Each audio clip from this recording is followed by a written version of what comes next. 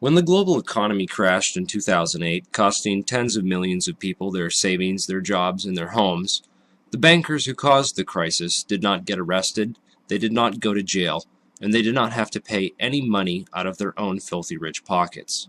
Instead, they got bailed out, and everyone else had to pay for it.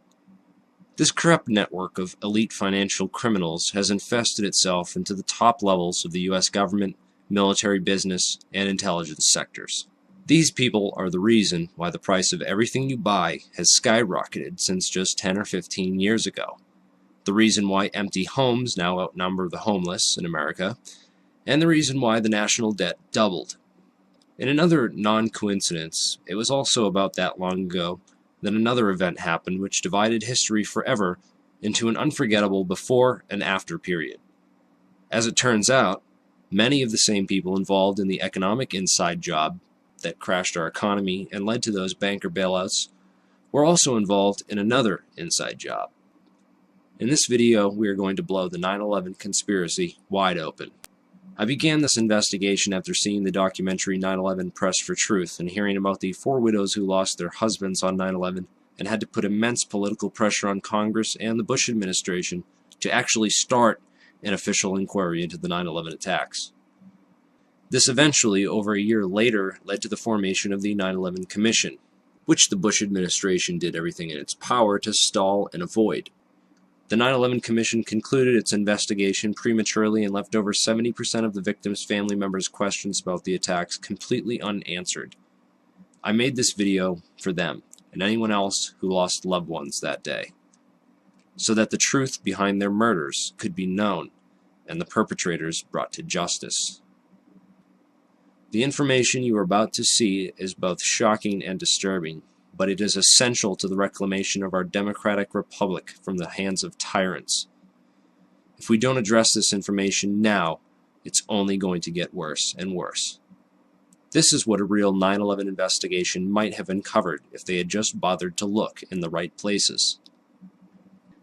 In September 1991, shortly after the end of the Cold War, a cabal of elite bankers and intelligence spooks led by George H.W. Bush financed a $240 billion covert operations war chest through the purchase of 10-year securities that, as it happened, were scheduled to come due on September 12, 2001.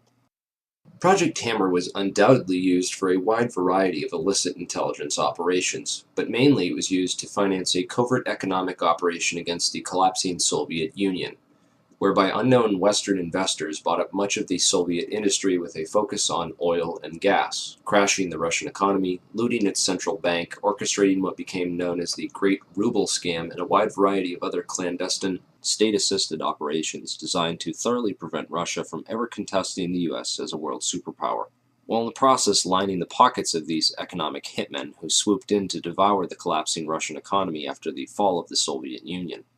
A spectacular investment for all, at least until money laundering investigations began tracing all the money, or when the 10-year deadline came up and the securities became due and began the routine process of authenticity and ownership checks.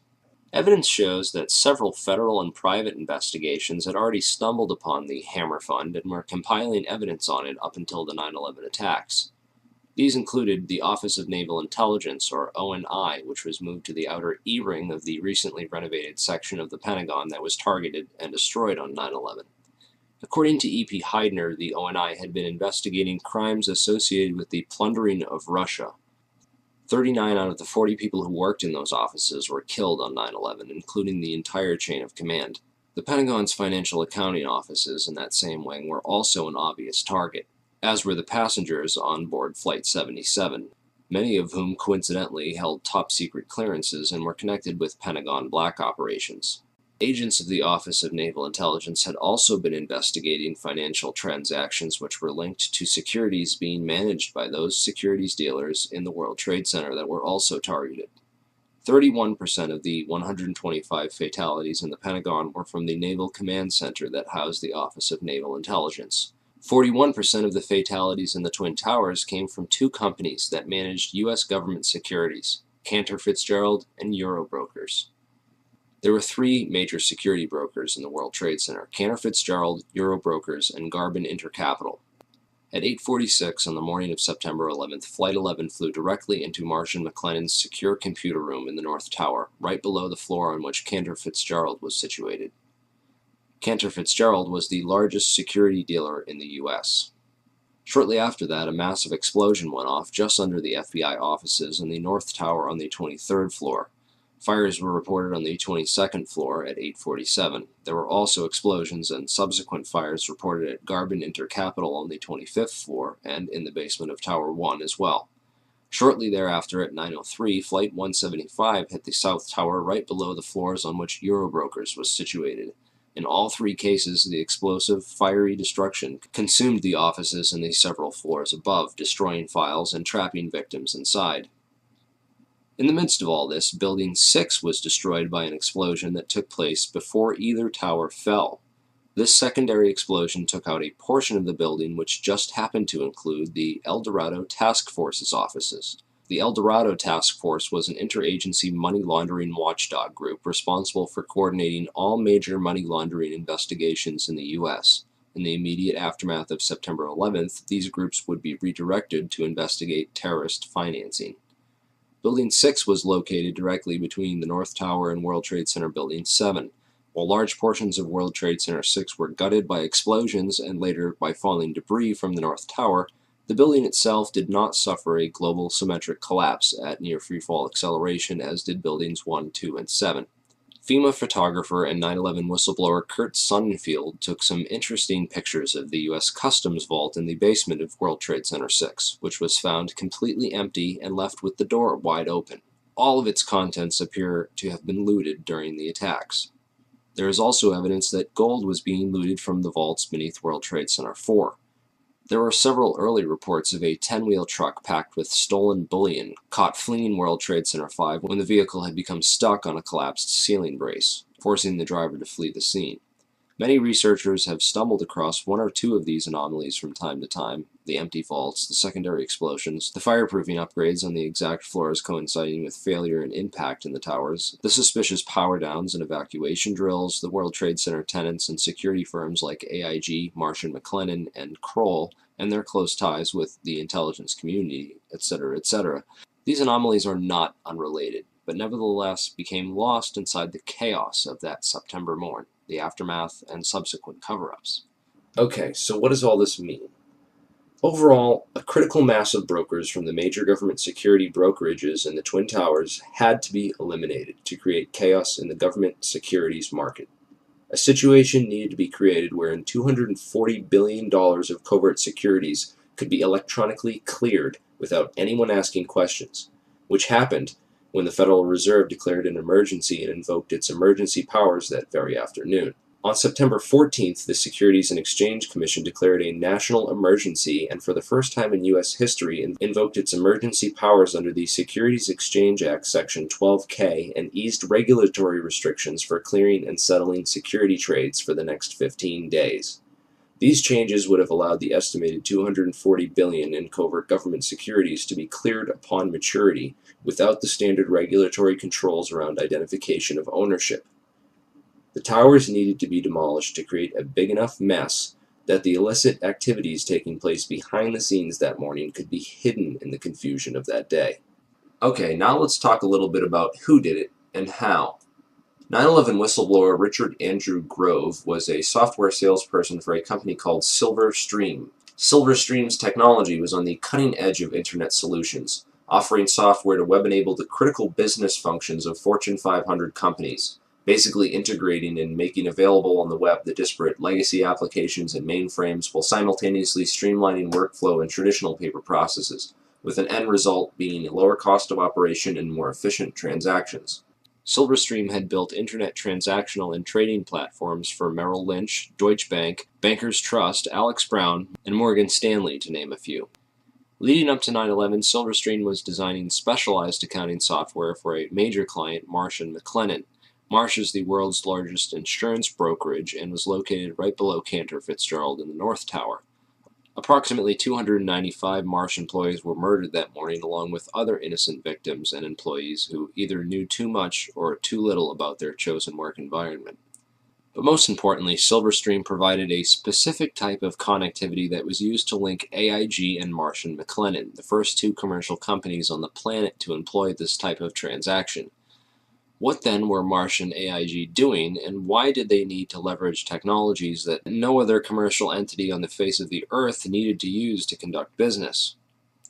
The recovered hard drives from the World Trade Center, combined with Richard Grove's testimony, give us some intriguing clues. Grove discovered that Silverstream was overbilling Marsh to the tune of $7 million extra for fictitious and unneeded hardware. He also became aware of an exploitable flaw in the accounting software that had been sold to a variety of Marsh's clients and partners. When he brought this up to his superiors at Silverstream and others at Marsh, he was told to keep quiet and not to worry about it. But other friends of his at Marsh were also getting concerned and began documenting what was going on and raising concerns within the company. At last, they were finally granted a hearing with one of Marsh's high-ranking executives and were told to bring all their evidence to a hearing scheduled for 8:30 a.m. on September 11, 2001, on the 93rd floor. The high-ranking member of Marsh, who Grove did not name, would participate via teleconference from the safety of his home, while Marsh employees and potential whistleblowers, Gary Lasko, Catherine Lee, Ken Rice, Richard Breuhardt, and John Oltzhofer, would die in the meeting room in the North Tower with all their evidence when American Airlines Flight 11 would impact that very section of the building. Richard Grove fortunately got stuck in traffic that morning and didn't make it. Computer hard drives recovered from the World Trade Center show a spike in suspicious transfers that took place within the World Trade Center as the 9/11 attacks were unfolding. Richard Grove is convinced that these suspicious money transfers were performed electronically using Silverstream software, and that the overbilling of Marsh was hush money for the operations. It would certainly have helped clear up that $240 billion in securities and make it look like any of those companies might have done it. The recovered hard drives and financial transactions from 9/11 all show clear evidence that something was going on that morning. Marsh's CEO at the time was Jeffrey Greenberg, the son of Maurice Greenberg of AIG. Most insurance companies were hurting badly in late 2001 after $40 billion in insurance settlements had been paid out for the devastation caused by the 9/11 attacks. Yet one insurance company did not suffer quite the same losses as the other companies did. American International Group, or AIG as it turns out, is much more than an insurance company. With its long ties to the intelligence community, AIG was founded by OSS operative Cornelius V. Starr, 2 R's, the uncle of Clinton's friend Kenneth Starr. AIG currently operates a complex network of shell companies and other entities which operate internationally and have been used for clandestine intelligence gathering and other covert activities for decades. The company that ran security in the World Trade Center, Kroll Associates, was owned by AIG.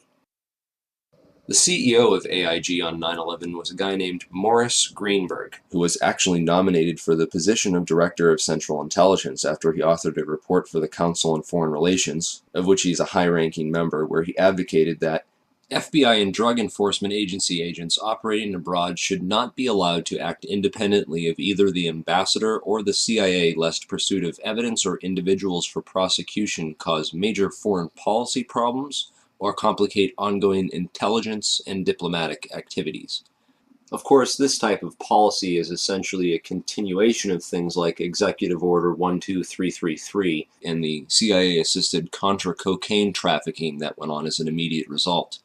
These backdoor agreements open the floodgates for government drug money laundering and narco-trafficking. Former LAPD narcotics detective turned whistleblower Michael Rupert has written a series of excellent articles documenting AIG's involvement in drug money laundering, undoubtedly revealing yet another motive for the invasion of Afghanistan, a country which currently produces over 90% of the world's heroin supply. Drugs are arguably the most profitable commodity on the entire international market, and drug money was undoubtedly a motive behind the invasion of Afghanistan and consequently the 9/11 attacks. While companies like AIG launder the drug money for big banks, the actual drug production and trafficking can be traced back to the same Iran-Contra affiliates like Richard Armitage and Frank Carlucci. Unfortunately, that rabbit hole is a bit too deep and off-topic to get into here. I will mention that DynCorp was heavily involved, as well as Stewart Air Force Base in upstate New York, where the two flights out of Boston crossed paths simultaneously and shut off their transponders before making their way to the Twin Towers. Many researchers believe that the MENA operation was moved to Stewart Air Force Base after Barry Seal got whacked. Richard Armitage was the Deputy Secretary of State on 9/11, and according to whistleblower Michael Springman, he was the man responsible for granting visas to 15 out of 19 of the 9/11 hijackers, allowing them to enter the U.S. and pursue flight training. Frank Carlucci is the chairman of the Carlyle Group and was in Washington, D.C. on 9/11, having just met with George H.W. Bush and the brother of Osama bin Laden on Carlyle Group business. Frank Carlucci was also the chairman of BDM International, a company that served as a front for State Department black operations. Frank Carlucci's employees at BDM International left to take charge of Stratesec, the World Trade Center and airport security firm. Corporate Operating Officer Barry W. McDaniel, an ex-military expert in logistics and materials distribution, and CEO Wirt Dexter Walker III, who was a distant Bush cousin from the Herbert Walker line, with an extensive history of managing CIA front companies. Marvin Bush, the president's brother, was also a board member at Stratesec, although Stratesec maintained contracts for security upgrades which were set to expire on September 11, 2001. They were not the company officially charged with World Trade Center security. This role was assigned to a risk management firm called Kroll Associates. The World Trade Center security system itself was designed by a guy named Brian Michael Jenkins, who also happened to be a Rand Corporation advisor. Kroll's chairman, Jerome Hauer, was a longtime personal friend of ex-FBI counterterrorism expert John O'Neill, and was responsible for O'Neill's appointment as head of security for the World Trade Center just a few days prior to the 9/11 attacks. O'Neill was the world's leading expert on Osama bin Laden and al-Qaeda, and was a potential 9/11 whistleblower with hard evidence of White House complicity in the protection and shielding of the 9/11 hijackers from all means of federal investigation. Al-Qaeda hijacking suspects were flagged by the Able Danger terrorist tracking program, which was also shut down by the White House. Able Danger whistleblower Anthony Schaefer claims the U.S. government destroyed over 6 terabytes of data related to Able Danger, which he also claims identified 9/11 ringleader Mohammed Atta as early as February of 2000. Those atop the chain of command in the White House, military, and intelligence establishment deliberately ignored all the warning signs of an impending attack, a clever strategy of plausible deniability which also served to portray those in charge as incompetent rather than complicit. In every major head throughout the chain of command on 9/11, from NORAD to the military, we see a repeated theme of complicity through negligence or incompetence. After 9/11, failure and incompetence was rewarded, and whistleblowers were silenced. Combined with the fact that 6 corporations control 90% of the media, and CIA operations like Mockingbird admit to taking over and subverting our U.S. media, we can understand how such a big lie could have been kept from the American public for so long.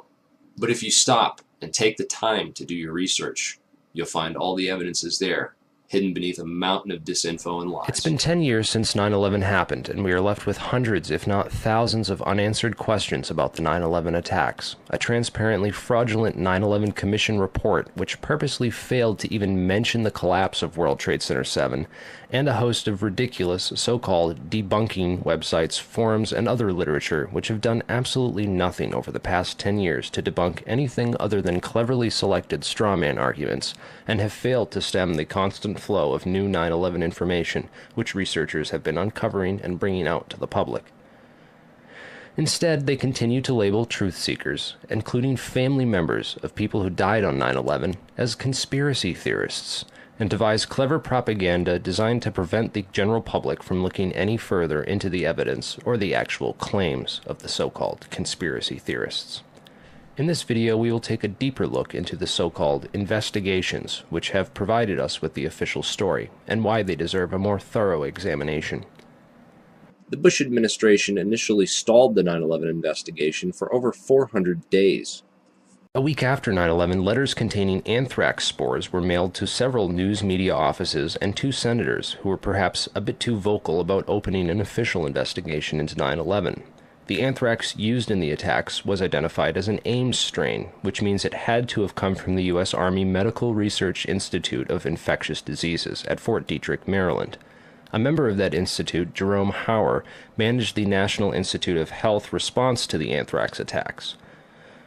Coincidentally, Hauer also warned the White House to start taking Cipro, an antibiotic which is effective against anthrax, a week before the attacks. Jerome Hauer also happened to be a managing director at Kroll Associates, which ran security at the World Trade Center up until the weekend before 9/11, when that role was personally handed off by Hauer to FBI agent John O'Neill, who would later die in the attacks, drawing strong suspicion that he was set up due to his knowledge of Al-Qaeda and the 9/11 hijackers, whom he was blocked from investigating while he was working at the FBI. In January 2002, President Bush personally asked Senate Majority Leader Tom Daschle to limit the congressional investigation into the events of September 11th. The Bush administration only formed the 9/11 Commission after being prodded by the victims' families, who lobbied Congress for over a year to open the investigations. When the Bush administration finally did open a 9/11 investigation, it was described by some members as set up to fail. The President has said only a minority of the Commission can see a minority of the documents, and then they have to clear what they're going to say to the rest of the Commission with the White House. If you're one of those 4 that gets to see these documents, would that change your opinion? No. They don't want any more eyeballs to see their documents than they can possibly get away with. It's a scam. It's absolutely disgusting. They even attempted to appoint Henry Kissinger, a known cover-up mastermind, as head commissioner. He resigned after victims' family members asked him sensitive questions about his connections to the bin Laden family and the Carlyle Group. Philip Zelikow wrote the conclusions for the report before the investigation ever began, and even then any areas which did not support the official story were neither mentioned nor investigated by the 9/11 Commission.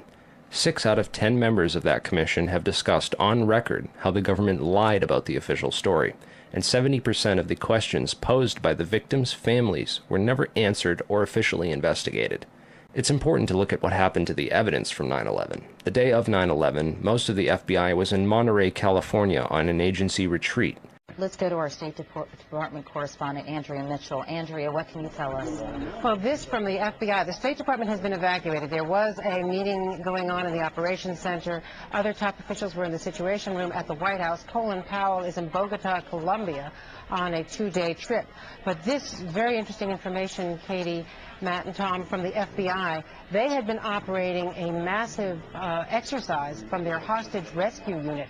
All of their top teams, about 50 personnel, helicopters, equipment, were in Monterey, California for the last 2 days, scheduled to fly back today commercially. So all of those people are out of place. It's fair to say, according to sources that we've talked to here at NBC, that the FBI rescue operations and other FBI operations are really in chaos right now because they can't reach their officials in New York.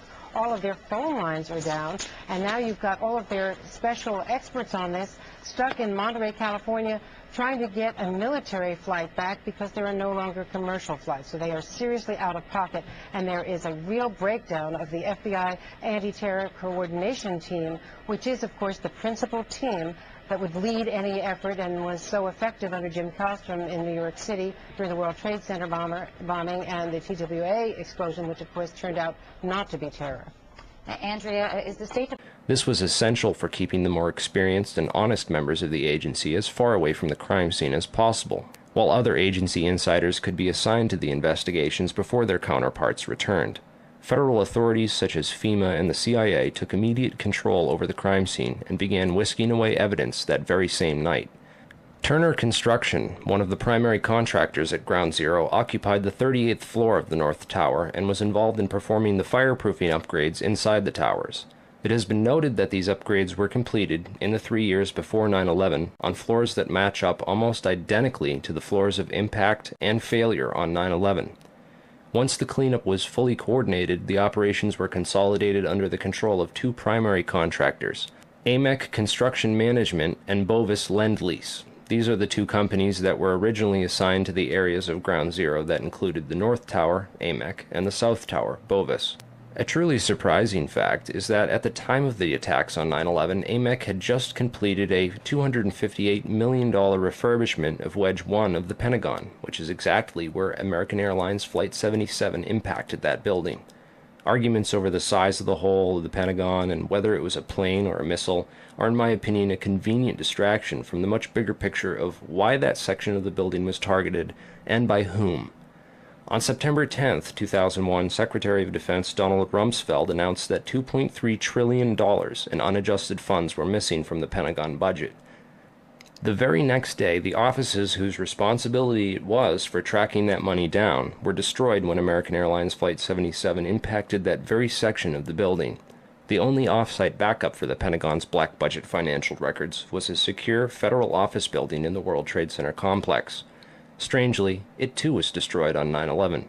World Trade Center 7 was the largest CIA headquarters outside of Langley, Virginia, and housed offices involved in several large-scale federal investigations into massive stock market and accounting fraud. Not surprisingly, World Trade Center 7 was the first to be cleaned up and the evidence destroyed at Ground Zero. So if 9/11 was really an inside job, then let's take a look at some of the people inside the buildings that were targeted and destroyed on 9/11. In the impact zone of the North Tower was a company called Marsh & McLennan, which at the time was the world's largest insurance brokerage company. One of Marsh's executives was a guy named L. Paul Bremer, who was also the chairman of the Congressional National Commission on Terrorism from 1999 to 2000, and the U.S. ambassador at large for counterterrorism from 1986 to 1989. Instead of going to work on the day of 9/11 and dying inside the towers with hundreds of his employees, Bremer decided to go on MSNBC and tell the world that Osama bin Laden was behind the attacks and possibly Iraq and Iran, and then he demanded the most severe military response we can come up with. L. Paul Bremer was called away from Marsh in 2003 to become the Iraq occupation governor, a role he has been widely criticized for. So Bremer not only worked inside the buildings, but had offices directly in the impact zone of the South Tower where Flight 175 would hit. He missed work on 9/11 to give us the official story on national television, and went on to be the Iraq occupation governor. You really can't get more connected to 9/11 than that.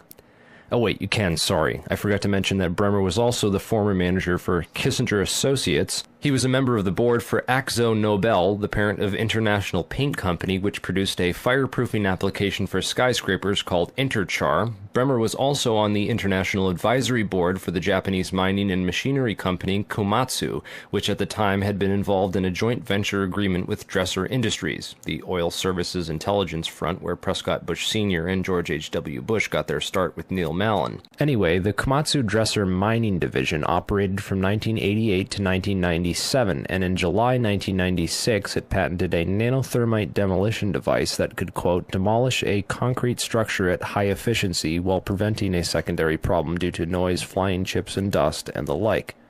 As many of you know, residues of thermite, a highly energetic chemical mixture, have been confirmed in samples of World Trade Center dust, and the use of thermite at the World Trade Center was also revealed by environmental data. See the description for more links and sources. Scientific Applications International Corporation, a defense contractor with expertise in thermite-related technologies, played a large part in the NIST World Trade Center investigation.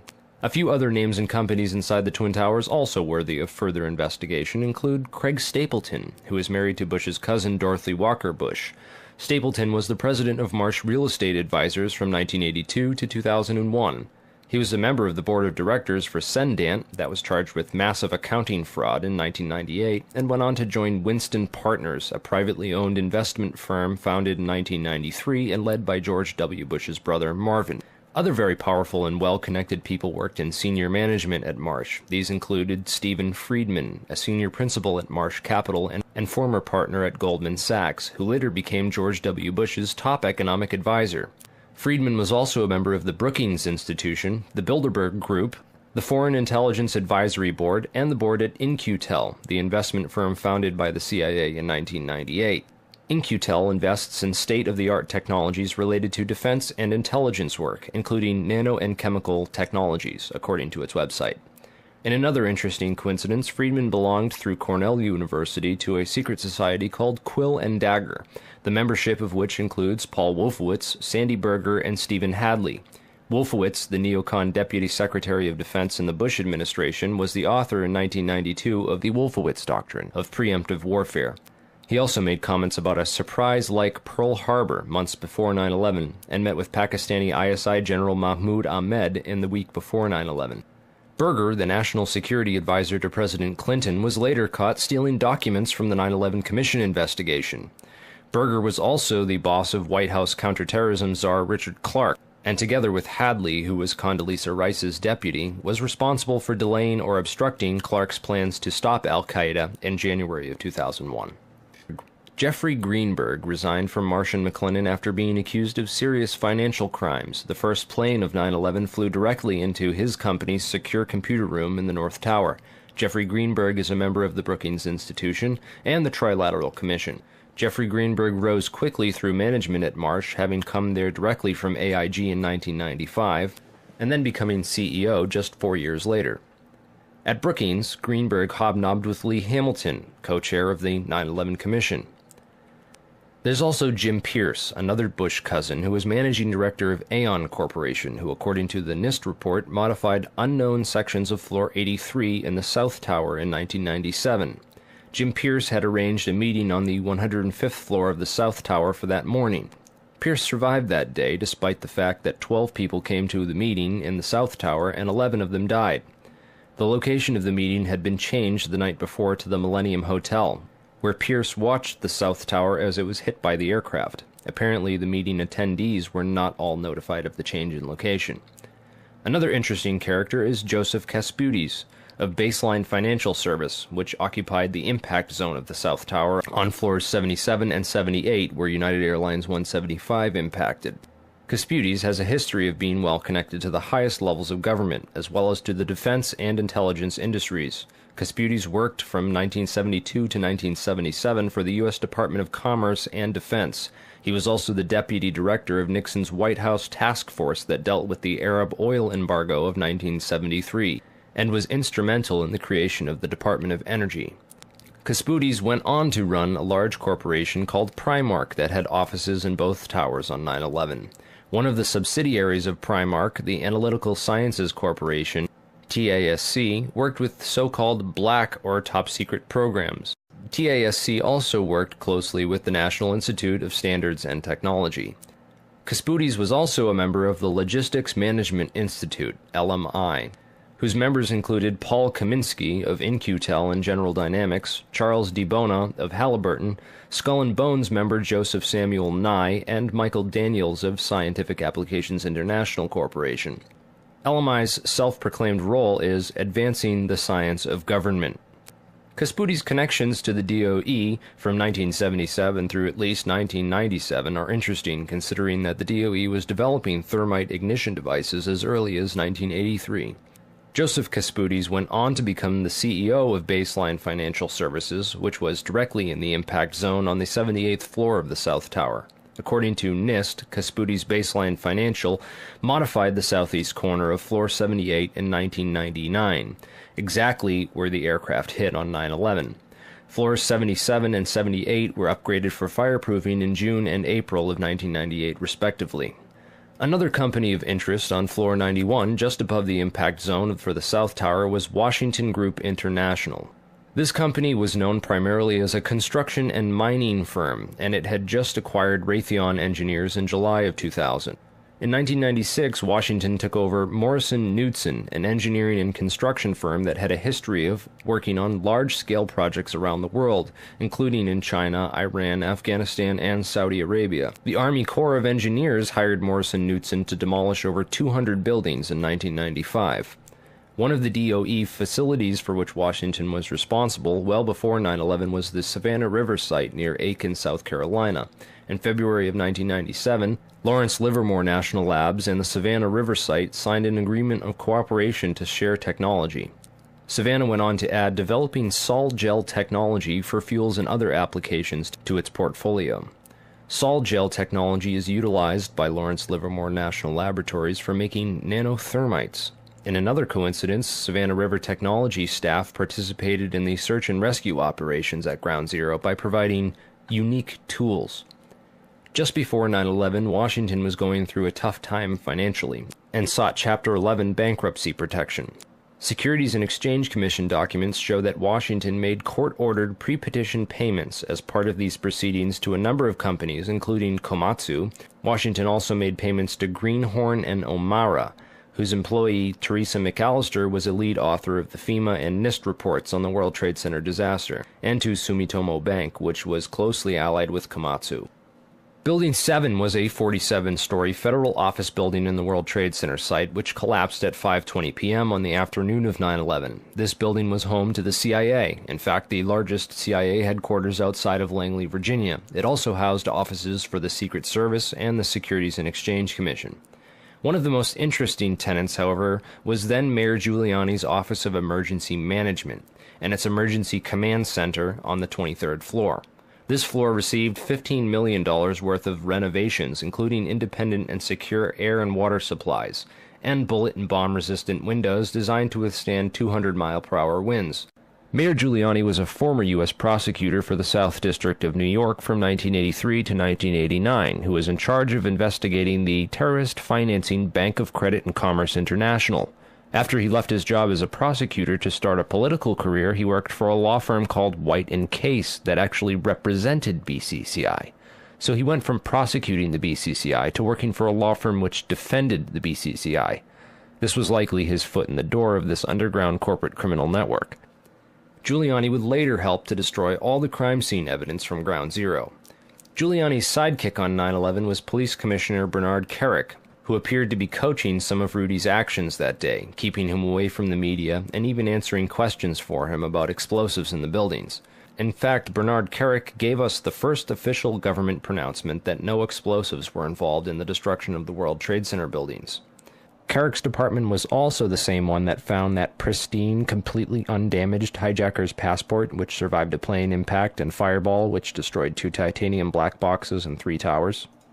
Yeah, Kerik would later receive a nomination from President Bush to become Director of Homeland Security, which he declined for personal and political reasons, and instead took a job training the Iraqi police force in Iraq alongside L. Paul Bremer. Both men are credited for turning Iraq into the unwinnable quagmire it is today. In February of 2010, Kerik was sentenced to 4 years in federal prison for conspiracy and fraud charges, unrelated to the crimes of 9/11, unfortunately, but it still goes to show you what kind of person he is. Definitely the kind of person you'd want inside the New York City police force during a staged event like 9/11. And lastly, we have the Pentagon. It's certainly peculiar, to say the least, that al-Qaeda terrorists hell-bent on destroying the USA would not crash their plane into the north wing of the Pentagon, where all the most important offices were, like Donald Rumsfeld, John Ashcroft, etc., and that they would instead choose to target the one section of the Pentagon that had most recently been refurbished to withstand missile impacts. It's also interesting to note that the company which completed the $258 million refurbishment to Wedge 1 of the Pentagon was also hired as a contractor to clean up Ground Zero in New York City. Wedge 1 also coincidentally housed the Pentagon's Budget Analyst Office, where DoD staffers were working on the mystery of the $2.3 trillion that was reported missing by Defense Secretary Donald Rumsfeld in a press conference the day before 9/11. The Pentagon's comptroller in charge of that money at the time was an interesting fellow named Dov Zakheim, a member of the Council on Foreign Relations, the International Institute for Strategic Studies, and a contributor to the neocon think tank Project for the New American Century. Zakheim helped write the PNAC document Rebuilding America's Defenses, in which he is credited for the line which states, "Further, the process of transformation, even if it brings revolutionary change, is likely to be a long one, absent some catastrophic and catalyzing event, like a new Pearl Harbor." Several members of the Bush administration, including President Bush himself, would later refer to 9/11 as a new Pearl Harbor. If anything, the individuals and organizations outlined in this video are at least as suspicious as the 19 hijackers themselves. This investigation and the facts presented and outlined in this video are by no means comprehensive or complete. We need to continue the investigation into these people, these companies, and their close proximity to the events of 9/11, and not find ourselves continuously lost inside speculative, circumstantial evidence and arguments. It's time to demand justice and accountability for the victims who were killed on 9/11 and the illegal wars and occupations that were created as a result of these attacks. And whether you believe everything in this video or not, it should at least make you consider opening a new investigation into 9/11 that looks deeper into these individuals and their suspicious connections.